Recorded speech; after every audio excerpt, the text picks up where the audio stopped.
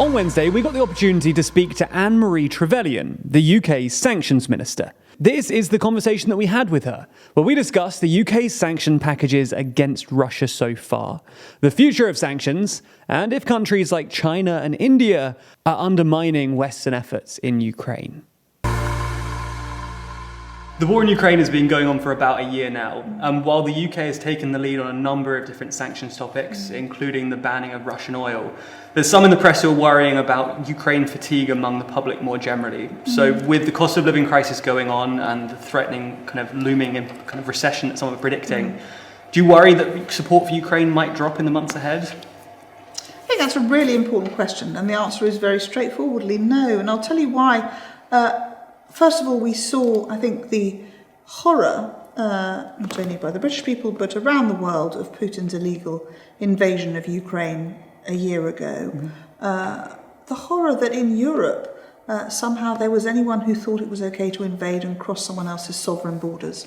And the British people were extraordinary, both in their condemnation, but also in their generosity of spirit towards the Ukrainians, in the many ways that they needed help. Obviously, urgency in terms of all sorts of things, but in terms of opening our doors and the welcoming refugee scheme that we set up. I have rarely seen a more generous side of our citizens. Many of my constituents have, and still have, even though it's a year on, Ukrainian families living there. The Ukrainian children have gone into our local schools, and that sort of wraparound affection is extraordinary. There are some colleagues in Parliament who've, become absolutely committed to taking, food and blankets out, clothes, an extraordinary commitment to supporting the Ukrainian citizens, that day-to-day experience that we understand. The idea that could happen to our families has triggered this enormous affection. Really interestingly, if you look at the latest figures from the emergency, the disaster committee, I think over £400 million has committed. So 25 million of that is from the FCDO, a match fund originally. But so that was, we expected it to raise 25 million. We were going to match fund it. It's up at 400 million. That's just ordinary people putting their hands in their pockets to help the Disaster Emergency Committee to be able to help in country using local NGOs and so on. So I think there is an absolute commitment from the British people for us to do all we can. Now, as the UK, we are using all the tools that we have in our arsenal, through sanctions, through military support, through encouraging many, many other countries to do the same, to stand up alongside President Zelensky, his government, his extraordinary citizens who have all turned their hand from, being lawyers or baristas to being on those front lines. Extraordinary bravery and commitment to defending their country, but also to standing up for, in Europe, the fact that invasion into someone else's country is not okay. So all that we can do, we will continue to do. And I think the British people are, I know certainly my constituents are 100% behind us as we continue to do that. You mentioned the sanctions regime that's already been put in place alongside the kind of humanitarian and military aid. A lot of that's been achieved by kind of escalating series of sanctions packages. We were wondering, how much further do you think there is to go on that? And are we reaching the ceiling of what can be achieved through sanctions? So when the war started a year ago, when Putin invaded, we started with a series of sanctions, initially really thinking about how we could reduce Putin's ability to fund his war machine.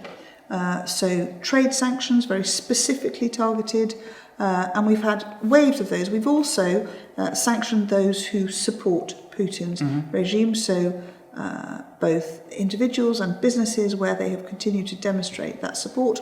And we have continued over the course of the year as we have built up clear evidence of that support, more sanctions, layer upon layer upon layer.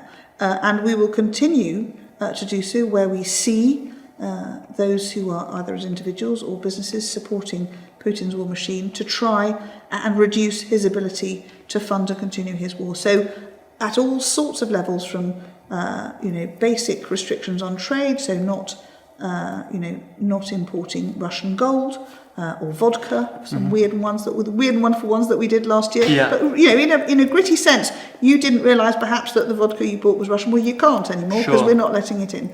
How do we reduce his ability to maintain his military equipment? Many of the services that the UK provides around the world, no longer able to export those skills to Russia. So all of these sanctions have been very specific and very targeted to try and reduce his ability to deliver and continue to fund his war. We have obviously very recently brought in, working on all of these sanctions, we were working with with the US, with our EU partners, with other countries where they felt able to do so as well, around the oil price cap. So obviously one of Putin's great assets is the oil and gas reserves that Russia has, and both reducing that, so Europe, the UK and others tried to come away from their dependence on Russian oil and gas. That was one way of reducing, stop buying the stuff, stage one.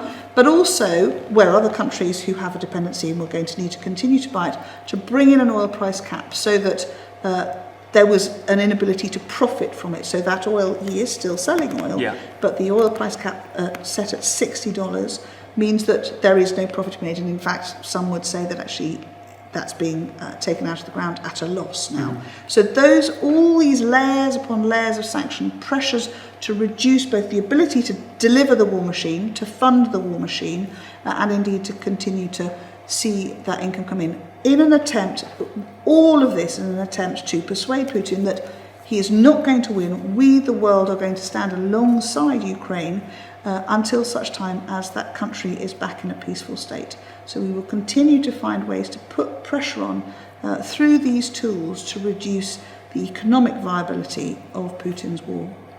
And what's your assessment of how effective that's been so far from the UK's perspective and from the West more generally?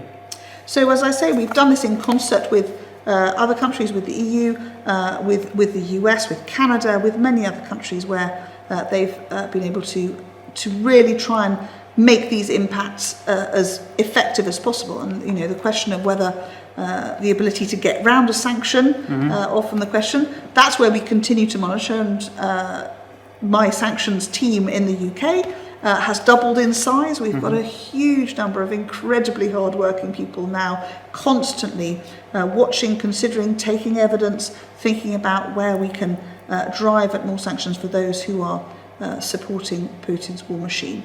But there will be ways to find their way through it, and we will be constantly watching.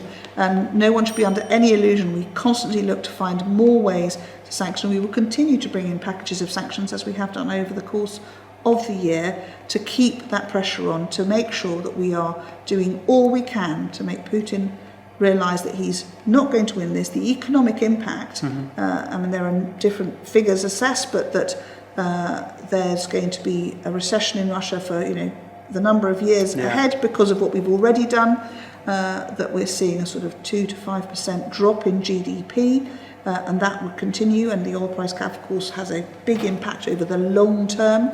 Sanctions are strange tools in that they continue to have an impact, and in fact the impact has a multiplier effect in certain sectors as long as you keep them on. So they are designed to try and persuade Putin that there is no good reason to continue fighting this war.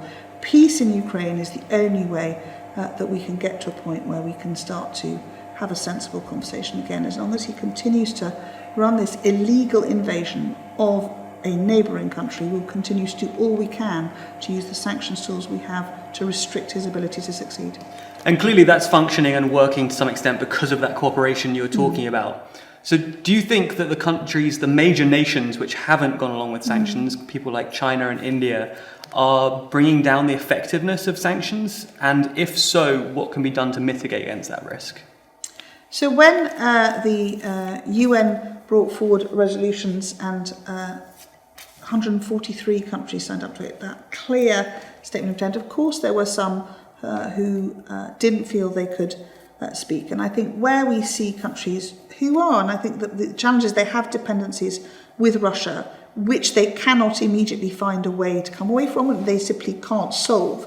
Whilst we understand that, we continue within our diplomatic networks to encourage all countries to step away from those Russian interactions where they can. But we do understand that the realities are there. But things like the oil price cap, if you like, the upside is that there's no financial benefit for Putin. The price he's receiving for his oil is the cap, and those third countries who need to continue because they can't access their oil from anywhere else have at least a ceiling on what they're paying, which means that for their developing country economies, they're not being fueled by the rampant inflation of energy price spikes. So the positive effect, if that can be described, is that it at least stops those developing countries who haven't been able to come away from their Russian dependencies to not be crippled by the prices. So these are very difficult choices that every country has to make. What we will continue to do as the UK